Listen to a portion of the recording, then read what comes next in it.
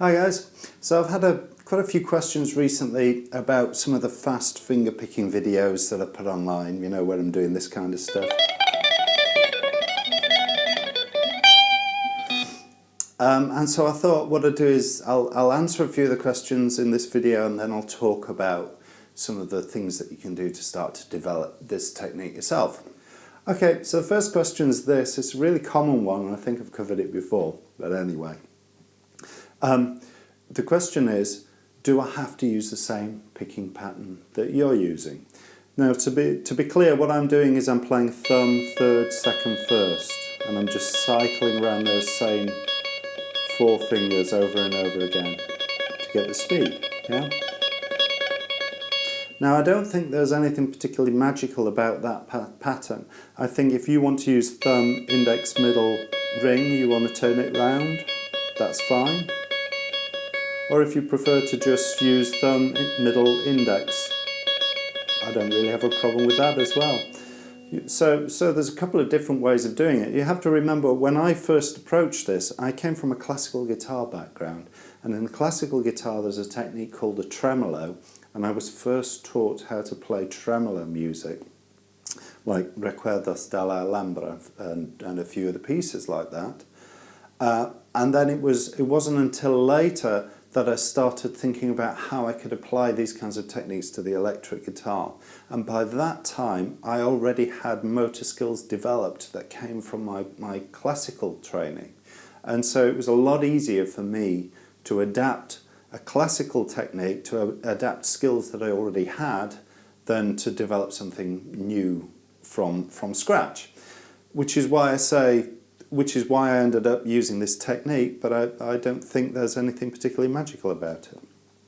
There are a couple of things to be mindful of, whichever pattern you pick, and that's, for example, the other way of playing lines on the classical guitar and on the flamenco line is to alternate between the index and middle finger. And that's the classic way of playing any kinds of lines or runs in those traditions.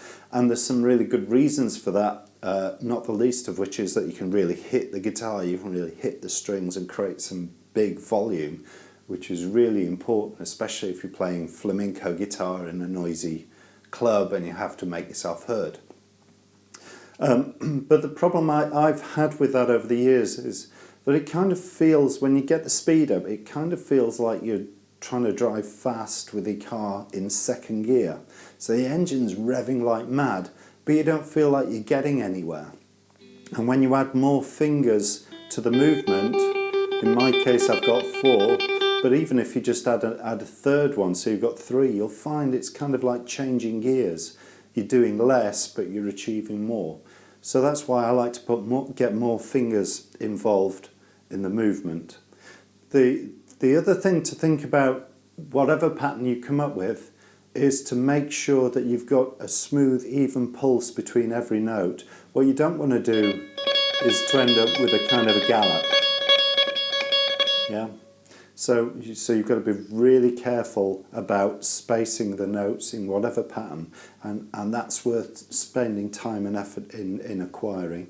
The other thing is, and this is especially true if you have anything that involves your thumb, which this particular pattern does, and that's in trying to maintain an even tone throughout the pattern.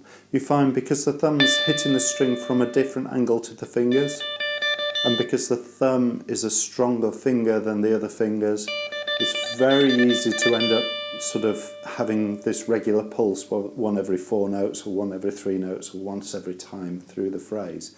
So again, you need to be thinking about maintaining that evenness of tone through the pattern. But all of those things, as long as you're considering those, I really don't mind which pattern you use.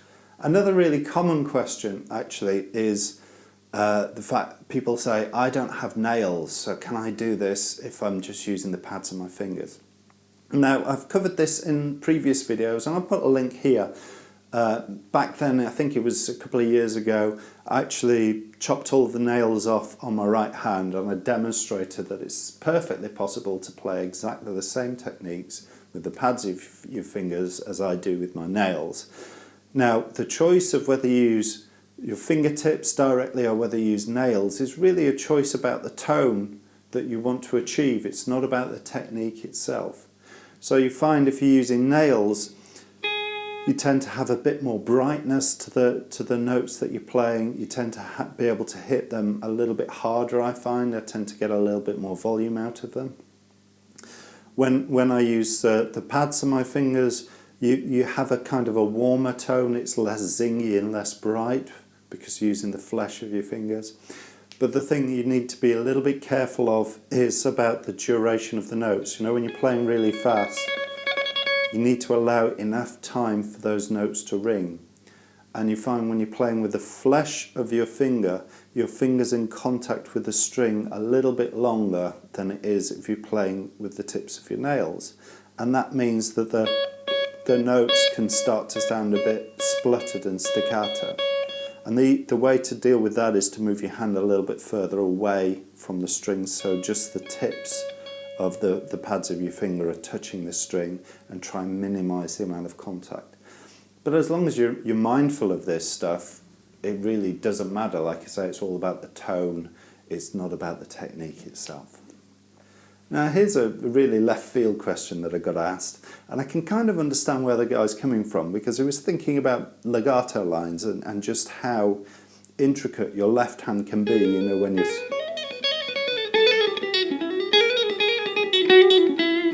flying around, those kinds of things. And his question was, okay, if my left hand can do that, why can't my right hand do that? So how about if I match my left hand finger with my right hand finger, will I be able to play these lines as well? So, you know, if the left hand's fretting a note, then I use my index finger. If it's a second finger, I use my second finger, third finger. So if I match 1 to 1, will I be able to keep up with myself? And unfortunately the answer is no, and the reason for that is biomechanically the hands are doing really quite different things. And when you look at what's going on when you're playing a legato line like that, you'll see that the left hand can take shortcuts that the right hand just can't do. So for example, you have things like planting, where if I play a really simple line like this,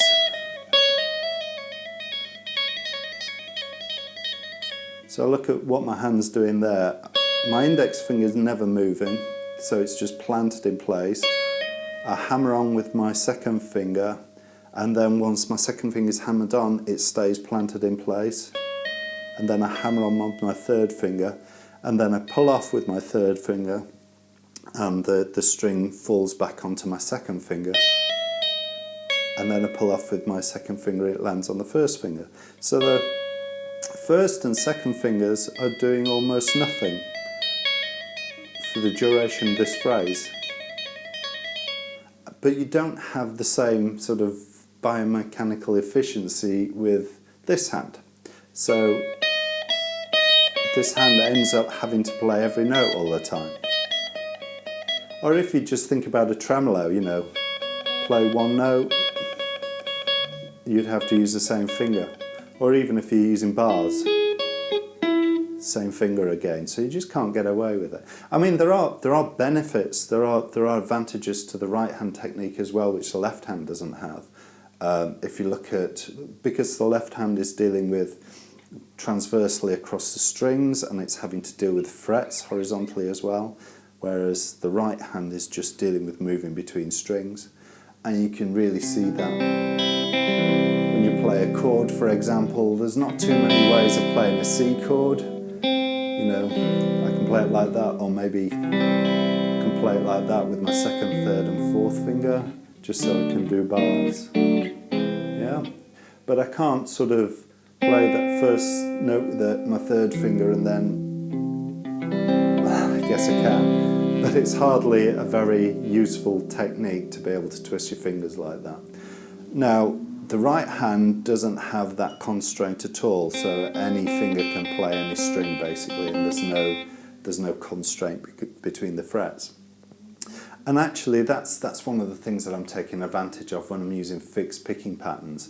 Any finger can play any string at any time, which means that there's flexibility in this hand, and what this hand likes to do is to share the load between all of the fingers.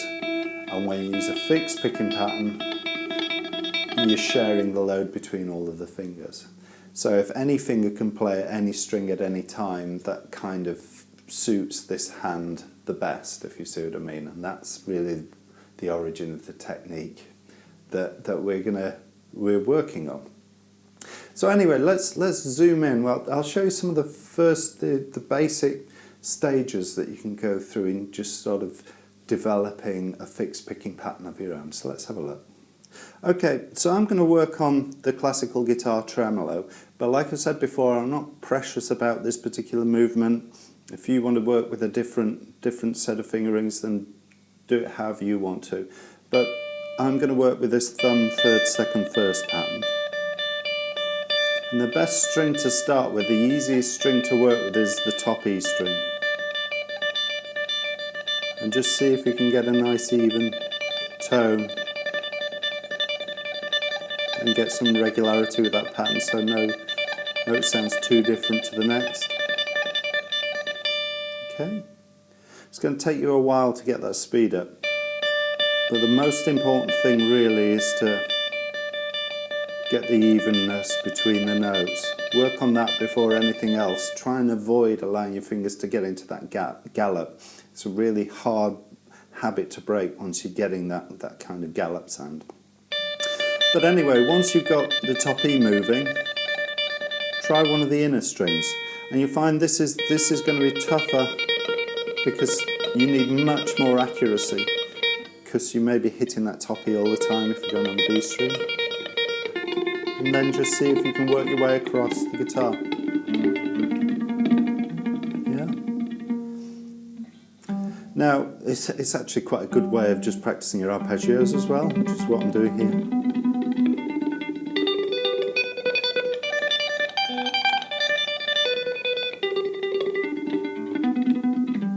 Working on your accuracy. Now what I'm doing there is I'm playing 4 notes, 4 picks per note or 8 picks per note. But it's a multiple of the pattern.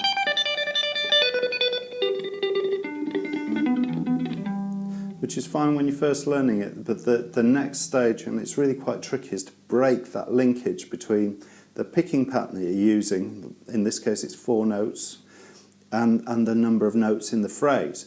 And an easy way of doing that is to play a different number of notes around the phrase. So what I mean is here, if I do 3 notes per position,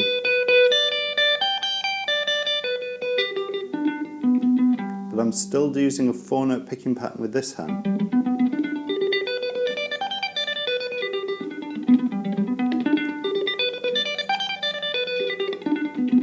Yeah, so hopefully you can see I'm going thumb, third, second, then I start the next phrase on my index finger, index, thumb,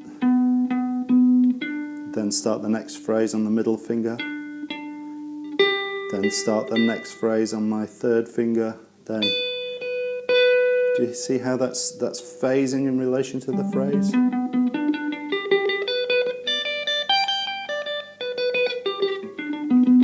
So if you're playing a 3-note pattern, try playing 4 notes on each individual pitch that you play. But the idea is to break that relationship between the phrase that you're playing and the picking pattern.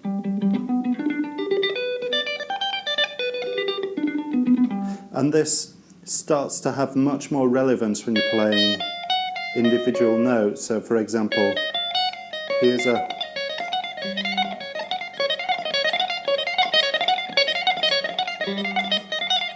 there's 6 notes in that phrase,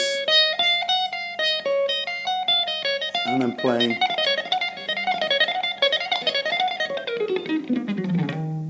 playing 4 notes with my picking pattern, but because I've broken that relationship between the length of the phrase and the picking pattern, I've got the flexibility to be able to take the line wherever I want and still maintain that picking pattern, and that's really where you want to get to. So hopefully that was useful for you.